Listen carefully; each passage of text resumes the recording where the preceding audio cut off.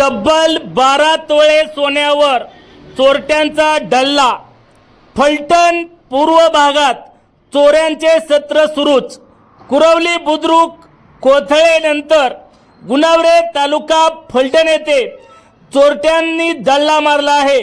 यामध्ये 12 तोळे सोन्याचे दागिने लंपास करण्यात आले असल्याची घटना नुकतीच घडली आहे।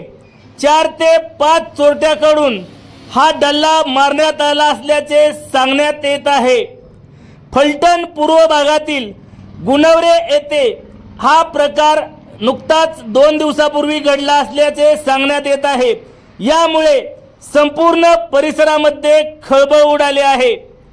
याबाबत घटनास्थळावरून मिळालेली माहिती अशी की लग्नासाठी आलेल्या काही महिलांनी आपले दागिने दुसऱ्या घरामध्ये सुटकेसमध्ये ठेवण्यात आले होते। मात्र 4 ते 5 चोरट्यांच्या टोळक्याने सुटकेस उचलून नेण्याचा प्रकार घडण्यात आला।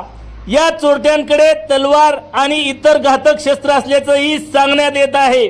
याबाबतची माहिती फलटण ग्रामीण पोलिसांमध्ये देण्यात आली असून घटनास्थळी फलटण ग्रामीण पोलीस स्टेशनचे पोलीस अधिकाऱ्यांनी तात्काळ भेट देऊन पंचनामा केला आहे।